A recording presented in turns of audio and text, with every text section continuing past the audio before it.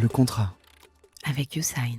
YouSign, qui est solution de signature électronique française. Cocorico, on est très très fiers de les avoir comme partenaires sur ce format 40 Nuances de Next. Et on s'est dit que la vie d'un entrepreneur, elle était jalonnée de plein de premiers contrats qu'on signait. J'aimerais bien savoir lequel t'a marqué et pourquoi. Eh ben oui, les premières fois, c'est toujours quelque chose. Je me suis toujours dit qu'Easy Picky serait une vraie boîte quand on aurait signé notre premier contrat client.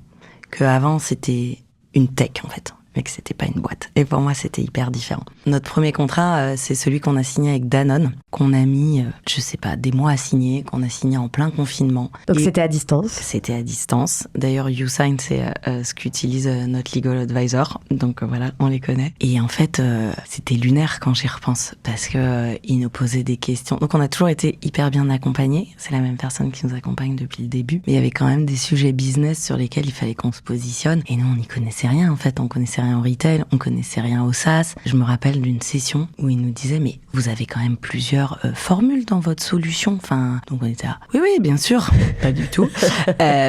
Ok, mais du coup, c'est quoi le prix? Nous, on était là, je sais pas, vous, qu'est-ce que vous voyez comme scope de, par exemple, la solution Silver, la solution Gold, puis solution Platinum? Qu'on n'arrêtait pas de leur renvoyer comme ça des questions, parce qu'en fait, on avait aucune idée. Et je nous revois un soir faire, bon, ok, on met quoi comme prix? Et en fait, on a vraiment fait un peu quelque chose comme ça, qui s'est avéré tomber juste.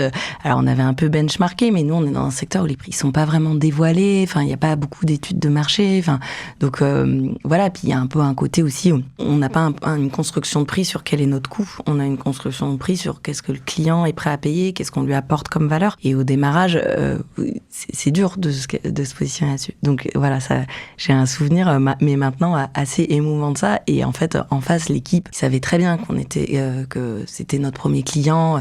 Donc, ils nous ont aussi aidés à avancer là-dessus, mais c'était pas excessivement professionnel. Voilà. Mais ça laisse des souvenirs. Ça laisse des souvenirs assez impérissables, ouais.